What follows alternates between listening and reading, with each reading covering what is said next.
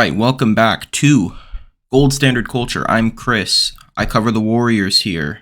All sorts of stuff, reactions, recaps, just content in general. I do a podcast with my friend Dominic as well on this channel called The Culture Cast. He's a Thunder fan. I'm a Warriors fan. We talk about our teams, and we also talk about the rest of the NBA in general. A lot of stuff heating up with the trade deadline looming, so a lot of stuff going on there. We will be recording an episode tomorrow. The playlist to every episode that we have so far is linked in the description, so you could go check that out if that's something that interests you. And In the Moment Hoops is his YouTube channel. That will also be linked in the description, so go check that out if you're interested. As Steve Kerr lost his touch. This is the question that Warriors fans have been asking for the last 2-3 seasons. I don't want to count 2020. That was, let's be real, Clay's injured, just lost KD. Draymond's barely playing. Steph gets injured. Obviously, COVID hits. Season ends abruptly. Let's not even count that. But if we do, in general, since Kevin Durant's last game in a Warriors uniform, the Warriors' record with Steve Kerr, regular season only, is 170 and 174. Under 500. Now, very underwhelming for a team that's constantly been in the realm of trying to at least get to the point of contention. Obviously, they did win the title in 2022, but since 2021, they've just been trying to win, they've been trying the little 2 timeline thing, but the goal has been to win. It hasn't been to give up on Steph and them. It's been to win. They've signing older veterans, not signing younger talent, trading away Jordan Poole, giving up on James Wiseman. They've made moves over the course of this stretch of Warriors basketball to try and help Steph. Obviously, they haven't done a very good job of it, but the direction they have gone has been in the realm of winning now. Which is where I want to really talk about this is Steve Kerr is a veterans coach. In 2014, the Warriors brought in Steve Kerr to replace Mark Jackson to take this Warriors team over the hump. Now, is Mark Jackson capable of taking them there? I don't know.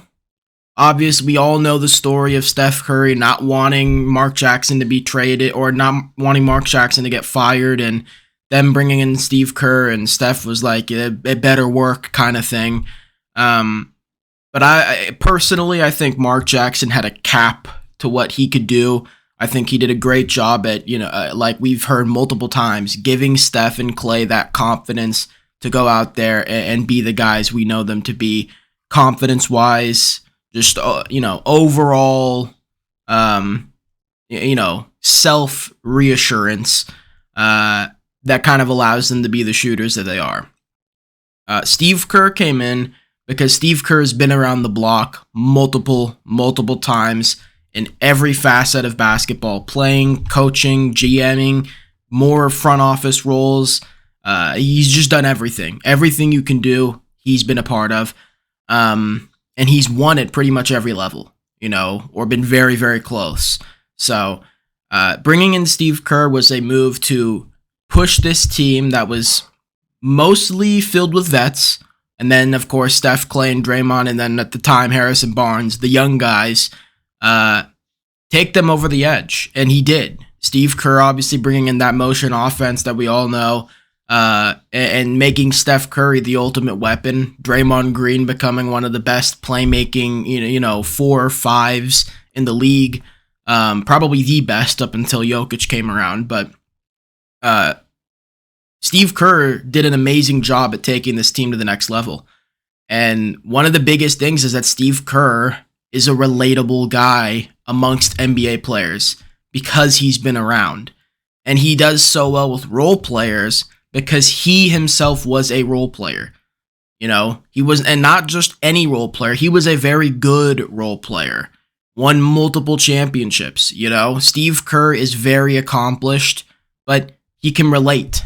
He understands what it's like. So there was a level of there was a level of just respect and overall reveredness. I don't know if that's a word, but we're going to use it. That players had for him, and that made it easy to be coached by him, you know? Plus, Steph, Draymond, Clay were very open for anyone to step onto this team. It wasn't some hierarchy. Anyone could really fit in as long as you had high IQ and you could make the right plays, because that's all the Warriors need. High IQ, make the right play. Simple. Well, KD, he's gone 2019 after in the finals, of course, tears the Achilles. We all knew he was probably leaving anyways. Of course, goes to Brooklyn. Clay tore his ACL game right after KD tears his Achilles, which means Clay's going to be out of season. Steph, game 4 of the 2020 season, he broke his hand or whatever happened, what's his name, fell on him, really rough. And it was kind of just this crazy few months of Warriors basketball where everything that could go wrong did go wrong. And the Warriors ended up with like a 15-50 record. And of course, they didn't have much young talent. I mean, they had D'Angelo Russell just because KD was like, hey, you guys can use me to get, to bring someone back so you don't lose me for nothing. Still thank you for that, because that turned into Andrew Wiggins, which helped win a championship. But ultimately, they didn't have much young talent. People, I still think we should be, praising the effort that Eric Pascal gave us in 2020, making the all-rookie second team, because that was the best young guy we had at the time. He was incredible, and, he was great, but I'd also say Marquise Chris was a big-time bright spot, and that's kind of where we go into, because going into the 2021 season, obviously 2020, the Warriors ended with the 15-50 record, getting cut off because, of course, the pandemic. Jordan Poole was just starting to pick things up after being in the G League, and then the season gets cut off. So Jordan Poole's working big time in the offseason, hearing all this stuff from Draymond, from Steph, from just everybody, Steve, all Bob Myers, that this dude's the super hardworking kid. He wants to get it so badly, wants to win at the highest level, all this good stuff, right? Has the confidence, everything you want in a big time young player. Jordan Poole seemed to have. And then the Warriors drafted James Wiseman. Now, everybody in hindsight is going to say, man, that was a terrible pick. It was not. It was not a terrible pick. The only issue is that because of the pandemic, the Warriors did not get to see too much of James Wiseman, on top of the fact that Wiseman had the whole situation at Memphis where he got misrecruited, or there was some sort of tampering thing, I don't remember what, from Penny Hardaway, and so Wiseman couldn't play, but because of COVID, he couldn't work out for teams and all this stuff. So James Wiseman essentially went into the draft on 2-3 games of college and then all private workouts that teams could see. But what can you really learn from a private workout? But it was pretty evident that this 7'1" kid, super athletic, good offensive skill, everyone was like, okay, yeah, this guy is a consensus top 3 pick. It could go in any one direction of LaMelo, Anthony Edwards, James Wiseman, one of them, right? And the Warriors, they needed a center. Before James Wiseman was there, Kevon Looney was not established. Kevon Looney's obviously been the number 1 center the Warriors have had since kind of mid-2021. But before that, he was not the guy. He was not the guy Steve was going to on a daily basis. So it was kind of up for grabs who was going to get it. Because remember, Willie Cauley-Stein was even there with Marquise Chris in 2020. So it was really up for grabs. And ultimately, Wiseman just didn't pan out. But I want to make this clear, because one of the biggest things that Steve Kerr gets ragged on is he doesn't play the young guys enough. Remember, let's not be revisionist here. Go back to that season, James Wiseman's rookie year. He played a ton. Obviously, he had COVID 1 or 2 times, so that got some cut off, and then, of course, ended up tearing his, I think, meniscus and patella, something like that. So he ended up missing the rest of the season. But before all that stuff, James Wiseman was playing a ton. Now, starting, and then it was like, a lot of issues. Then he went to the bench, and Kevon started starting. But James was still getting a ton of run. He was the backup center, and he was playing a lot. Steve had a pretty big leash with him. He wasn't really, he wasn't very conservative with James's minutes. He'd let him play through mistakes and stuff, and the Warriors were still trying to win. That was Steph Curry. That 2020-2021 season, arguably Steph's best season in his entire career. He was incredible, right? And James just was, we all chalked it up to, the potential's there, but there are a lot of red flags, but he is only 19, 20. He hasn't played too much basketball, and now he's hurt. Let's just give him a chance. Let's chill. And so we did. We went into the next season, obviously 2022, and we're hearing all this stuff about Wiseman's going to be back around the same time Clay gets back. It's going to be great, this double whammy. Of course, in that draft, the Warriors bring in Jonathan Kuminga and Moses Moody, so it's two new young players that can help. Because at the time, of course, the Warriors don't have too much money to spend. So getting some win now guys was very helpful. And Wiseman, of course, was maybe not so win now, but as long as he could be serviceable. Kuminga was we saw with James Wiseman, so with Kuminga, as long as he could be serviceable, right? He was more of the project player. Moses looked like he was someone who can, impact the game right away, sort of how Podziemski is right now. Didn't really happen. Same with Kuminga. Didn't really happen. But Steve didn't play him as much. Obviously, they brought in Otto Porter Jr., Gary Payton II was a big-time role player. They had Nemanja Bjelica, of course. They had some veterans come in that really made an impact so that Steve did not have to rely on the young guys again. And James is out this entire time, and the Warriors were the second-best team in the West. Obviously, up until all the injuries started hitting them late into the season. But Steve, the leash was starting to diminish. But I don't think that's because Steve Kerr was a bad coach, because that's led into now, and that's kind of where I'm going to leave it. But Steve just doesn't, he's a veterans coach. He's not going to sit here and have all these young guys making mistakes when they're trying to win. Jonathan Kuminga has flashes of being this great perimeter defender, but then he has a lot of mistakes and a lot of issues where he's jumping, he's out of position, he's making the wrong moves, he's too aggressive, he doesn't get over the screen quick enough, he gets handsy, or he messes up down on one end and then comes back and fouls automatically in the terrible time because he's not aware of what the foul situation is.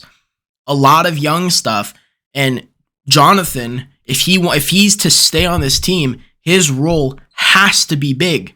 It has to be bigger, Jonathan is not in a spot where he could just be this play 15 minutes and just, it's not like Wiseman where it's okay, Wiseman, we just need you to rebound, set screens, and catch lobs. Simple. He couldn't even do that. Kuminga, that's not even the role that he needs. Jonathan Kuminga needs to be a 1A, 1B point of attack defender that can also get you 20 a night minimum. Because that's what the Warriors need. Andrew Wiggins has been coming alive recently. I don't know how long it's going to last. My faith with Andrew Wiggins is not there. Never really been there. I don't trust the guy. I question his, I just don't know if he even wants to play basketball. So I don't know what to think about him. He'll just have to keep doing it, and we'll see where we go from there. But for Kuminga, he's got the passion, the energy. It's just about consistency. And he's only 22, you can't really expect it, or 21. You can't expect him to every single night bring it. And he's been doing a great job recently. But, if we're going into the playoffs, he might be getting exposed. And now we're back to square one where the roster is just not complete. So I don't think Steve Kerr has lost his touch because the young guys maybe aren't getting the minutes I think the fan base wants. And, they haven't developed at the rate because Steve doesn't play him. It's he's trying to play veterans who know how to play. Remember, high IQ basketball is what this system requires, right? Obviously, the Warriors have not made too many big-time moves that really impact winning. I mean, Dario Saric, to this point, might be one of the best moves the Warriors have made in a very long time. Chris Paul was doing great in his role, but they need need a number 2 guy that can not only be a 20-point per game scorer or more on decent efficiency, but also be a 1A, 1B point of attack defender to guard 1 through 3, the opponent's best perimeter player every single night.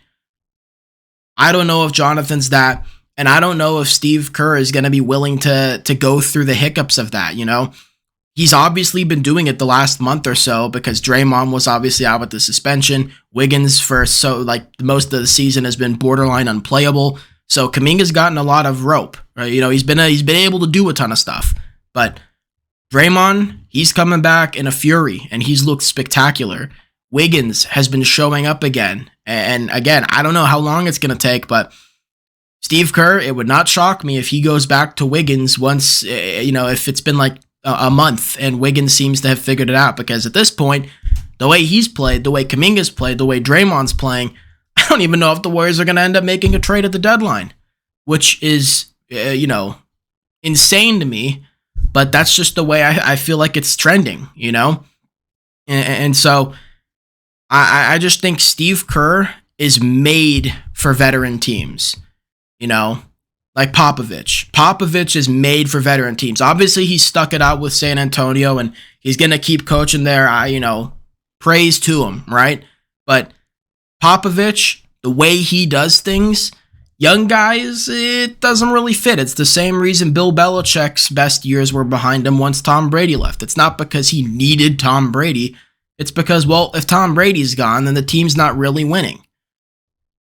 Now you got a ton of young guys who get coached a certain way, and Bill Belichick does things his own way. You know, Pete Carroll, same deal. He's someone that relied heavily on super physical, old school kinds of players, and the league now is a lot more shifty, hybrid, dynamic, and he's not really built for that, you know? And there are 2 ways you can go about it, and it's fire the guy and bring in someone who can help with the young guys or whatever, you know, and they have that in Kenny Atkinson, or you just get the talent that these coaches that are great at what they do need to be the best version of themselves. You know, Steph needs that 3-and-D guy, that legit 20-point per game guy to be second to him, because Klay can't do it anymore, right?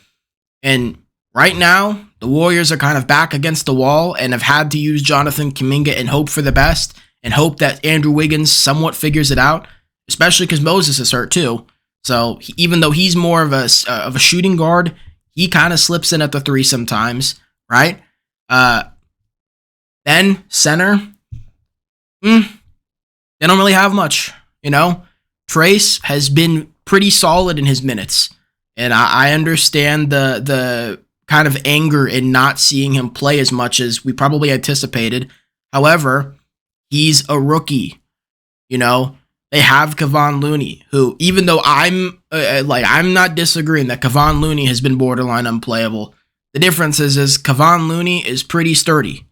You know, Trace, he's a leaper. He makes some good plays, but Trace is kind of a leaper, and Kevon's really been slipping. You know, his health is not he's not the peak physical form that you probably want your center to be, but they just don't really have a good defensive veteran to go to protect the rim here. And that's why I've made a video about it. We've talked ad nauseum about it on the podcast. They need to go out and get themselves a legit rim protector, you know, i.e. a Jared Allen, i.e. a Jakob Poeltl, someone in that realm that can legitimately protect the rim, that's a legit big man, that can actually block shots, and that's a veteran, you know? Experienced, has been in the playoffs, has seen stuff, knows what to do, doesn't need Steve Kerr to coddle them, doesn't have to, make every single possession with them kind of like, edge of your seat, is he going to make a big time mistake kind of thing. And I get it from Steve's perspective, and that's why I just don't think it's fair to say that he's lost his touch. You know, this whole movement has been bringing in young guys for Steve Kerr when that's not his style, you know? And that's not Steph's style either. That's not Draymond's style or Klay's style. They are a veteran group who need veterans to play very well. You know, we've seen the immaturity in Jonathan Kuminga. We've even in Moses Moody, who's extremely mature. But obviously, like a month ago, the stuff came out with Kuminga and Moody. Oh, we're not getting enough minutes and all that stuff. They were pissed. That's like, dude, I get it, but like, you haven't really done all that much. And you could you attribute that to Steve Kerr all you want, but it's like, if they were playing like Podziemski, they'd be in there. Podziemski every single night is giving you rebounding, screen setting, great positioning, superior effort defensively, making winning plays, right? Can score a little bit too, but doesn't force it, Like, Podziemski's just everywhere.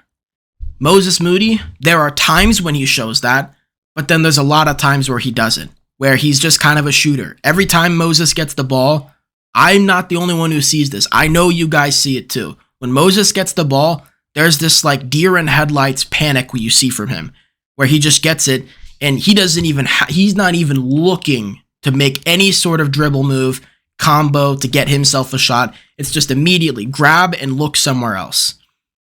And I know that the young players kind of get told, hey, defer. But there's deferring, and then there's like, I'm not comfortable with the basketball. And that's what Moses Moody shows me all the time. Even when he plays great, it's like a, okay, cool kind of thing.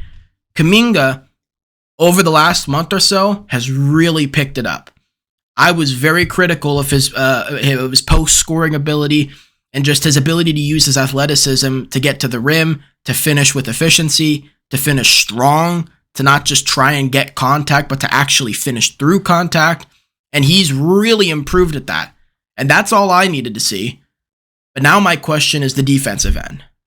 Because that's, again, it's like, okay, Jonathan's scoring's coming up to the point where it's like, okay, I'm happy with that. You do that on a nightly basis, we're chilling. I'm fine with that. But now it's about the defense, because if you're going to play 30-something minutes and be a 6'8" wing, you need to play elite defense. And again, with Andrew Wiggins picking everything up right now, the opportunities for Kuminga might start to shrink a bit because Draymond's also back. And even though that lineup against the Lakers played very, very well, I don't know. If Andrew Wiggins is back, am I playing him over Jonathan Kuminga? That's a real toss-up, man. It's a real toss-up. I think Kuminga I'm more comfortable with scoring, but defensively, who's better? Who do I want guarding the best player on the floor? I want Wiggins. If Wiggins is playing that elite defense we've seen him play before, that's who I want guarding the best player. Because Kuminga just isn't ready yet. He's not ready to do that. He doesn't have the technical skill to do that, the consistency to do that. Very foul prone. You know what I mean? And just makes some young mistakes. And it's not a problem. It's not like, Kuminga's just bad. It's not a James Wiseman thing where, should he really be in the NBA? There's no question that Jonathan Kuminga is a great player already. But the consistency, it's just a bit of a problem. And for a team that's trying to compete for a championship, obviously at 19 and 24, is that really a reality? Who knows? Who's to say? But I just don't think any of this is something we can really sit here and say is Steve Kerr's ultimate fault. I just don't think this roster is tailored for Steve Kerr's strengths. And like I said, it's like you either get rid of Steve Kerr, which you should have done years ago when you decided to go this route, or you give Steve Kerr that veteran squad because that's where his strengths are. And we saw in 2022, we see, pretty often this team fights. You saw that game against the Lakers. Like, they're not really a slouch. They've had a couple blowouts, but that was, those were some pileups, right? For the most part this season, they've been in every game. They play hard. They fight. They just don't have enough as it stands. And I think that, again, it's paramount that they make moves at the deadline to bring in to fill in the gaps for this team. Because if they're able to do that, if they can fill in those gaps, bring in that number 2, bring in a legit center, the outlook and the landscape of the Western Conference shifts drastically. So that's kind of what I wanted to talk about today. Steve Kerr, has he lost his touch? No, my definitive answer, he has not lost his touch. It's just about the roster around him. I don't think Steve Kerr is meant to coach young guys. That's okay. Not every coach is able to do that. and that's not a bad thing. And I know there's all the Warriors fans that hate Steve Kerr because of it, and they want him on, head on a spike kind of thing. That's not fair. No one's criticizing Bill Belichick because he can't get Kadarius, or what's his name, N'Keal Harry, to be this elite wide receiver. It's like, well, he's not really out here building young guys up. He's a veterans guy. So, yeah, the moment the Warriors really make that push to ultimately compete, I think Steve Kerr is going to once again show everybody that he is a great head coach. But until then, we're going to kind of be in this limbo period where it's like the young guys, they just don't really have a big enough leash with Steve Kerr because, they're just not, they're not experienced enough, and they don't have the IQ to really handle big time minutes, especially against other veteran teams. So, with that being said, if you like the video, leave a like, comment, and subscribe. Let me know if you agree. I'm sure if it's a Warriors fan, they probably disagree, and that's perfectly fine. So, let me know. And yeah, you guys have a good rest of your week. Be back with another episode of the Culture Cast with Dominic at some point this week. So be on the lookout for that. Obviously, post-game reactions will be back. So look out for that as well. Have a good rest of your week. Peace.